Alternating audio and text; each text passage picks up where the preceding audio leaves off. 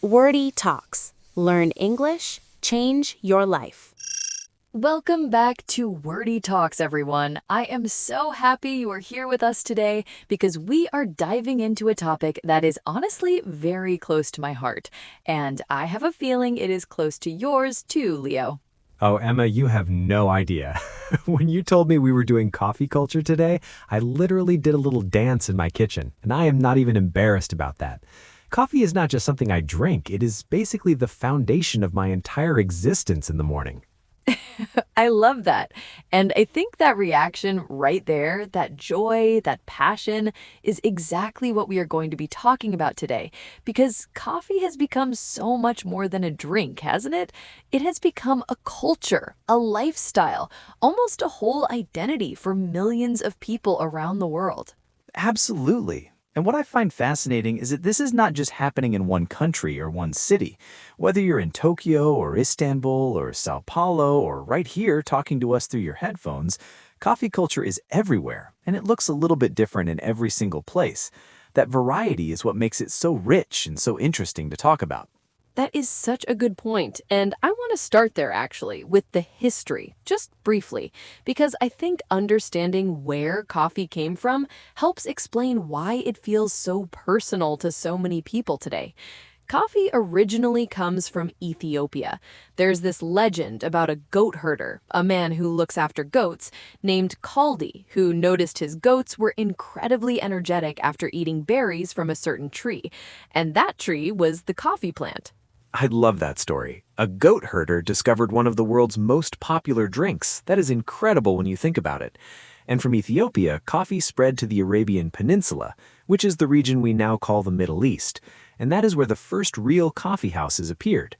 These were places called kave kane, and they were not just places to drink coffee, they were places where people gathered to talk, to play music, to share news.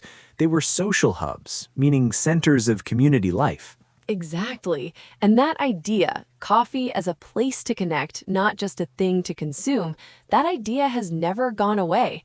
In fact, I would argue it is stronger now than ever. Think about how many important conversations happen in coffee shops: job interviews, first dates, business meetings, catching up with an old friend. The coffee shop has become this neutral, comfortable space where life happens. Yes, and that brings me to something I think about a lot, which is the difference between drinking coffee at home alone and going out for coffee. They're completely different experiences, right? When I make coffee at home, it's about efficiency. I need the caffeine, I need to wake up, let me go. But when I go to a coffee shop, I slow down, I sit, I watch people, sometimes I bring a book. It's almost like a little ritual, a repeated action that feels meaningful and special. That word ritual is so perfect there, and I want to come back to that in a moment, but first I want to talk about something that I think has completely transformed coffee culture in the last 20 or 30 years, and that is the rise of specialty coffee. Now, specialty coffee is a term that gets used a lot, but what does it actually mean?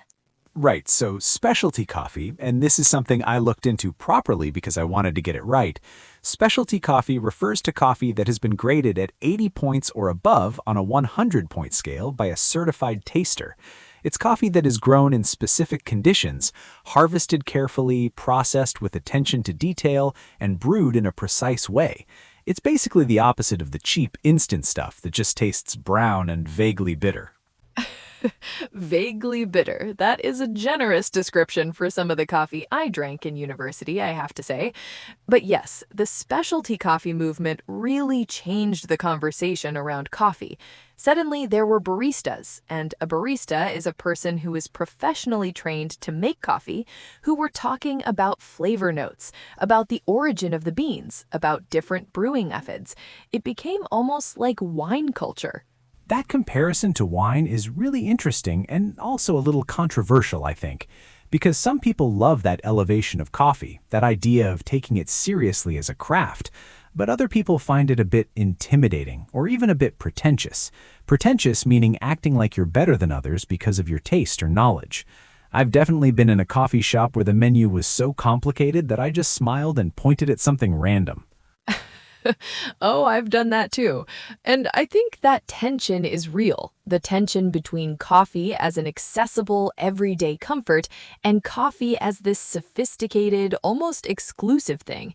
And I wonder sometimes if the specialty coffee world accidentally pushes some people away by making it feel too complicated. I think that's a really fair point. And honestly, I've been on both sides of that. There was a period where I was very into the pour-over method, which is where you slowly pour hot water over ground coffee in a filter, and it takes about 4 minutes, and you have to be very precise about temperature and timing. And I look back at that version of myself, and I think, Leo, you were a lot. You were genuinely a lot. I appreciate your self-awareness there. But okay, let's pause for just a second here, because we've used a few words that I want to make sure our listeners have really locked in. And this is something we love doing here on Wordy Talks, just stopping for a moment to look at the language we're actually using. Yes, let's do it. So the first word I want to highlight is ritual. Emma used it earlier, and I used it too. A ritual is a repeated action or routine that feels meaningful or important, almost ceremonious. It's not just a habit. A habit is something automatic, something you do without thinking.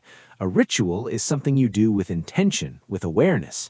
Your morning coffee can be a ritual if you make it mindfully, if it feels like a special moment in your day. Beautifully explained. And the second word I want to flag is accessible. I used it just a moment ago. Accessible means easy to reach, easy to use, or easy to understand. Something accessible is open to everyone, not just experts. So when I said coffee should be accessible, I meant it should feel welcoming and easy for everyone, not just people who know what a single origin pour-over is. And the third word is pretentious. I use that one.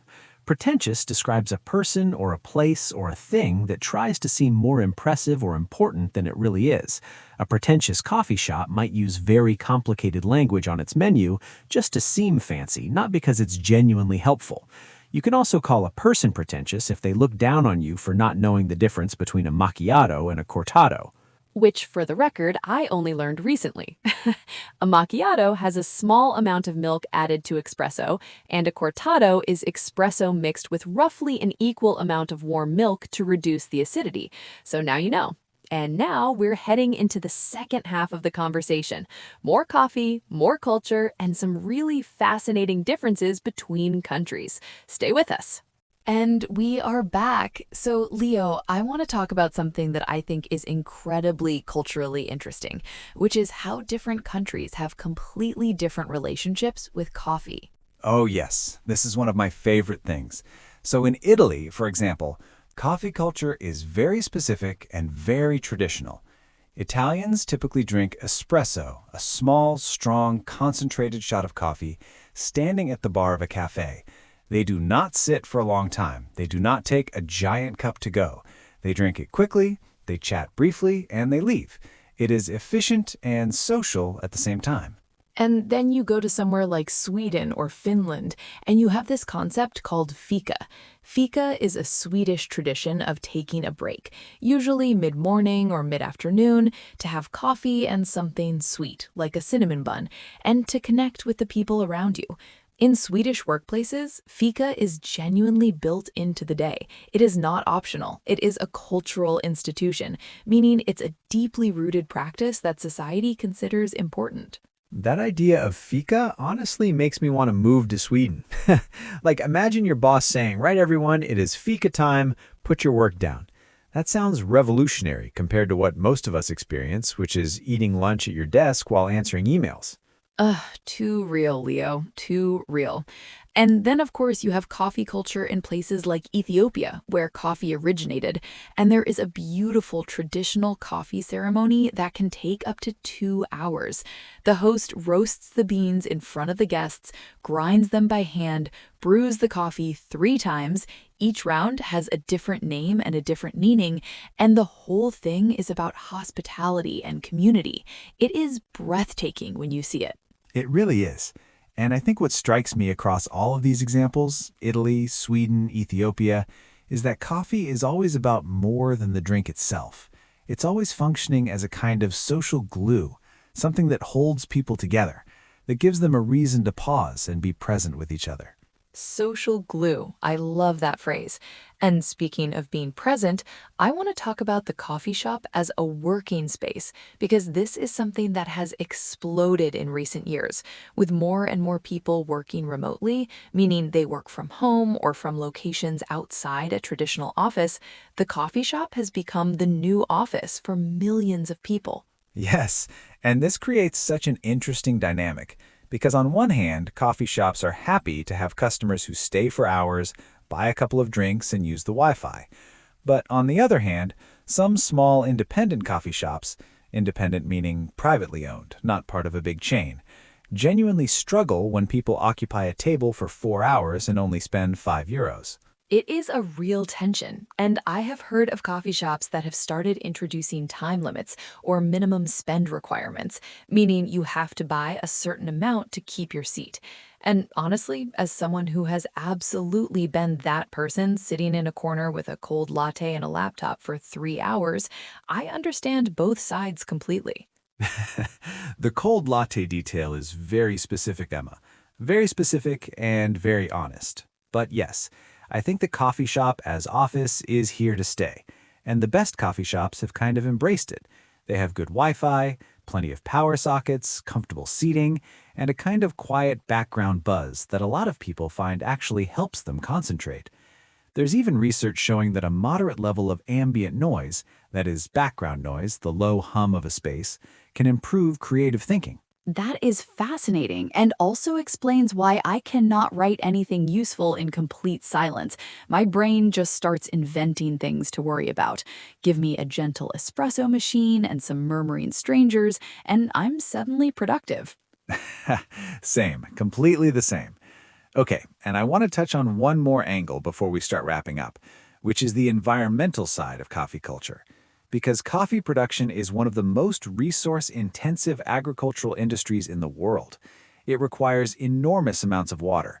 It's often grown in regions that are vulnerable to deforestation, which means the clearing of forests to make space for farming. And climate change is genuinely threatening the regions where coffee can be grown. This is something I feel quite passionately about, and I think it's something that coffee lovers, including me, including Leo, have a responsibility to think about.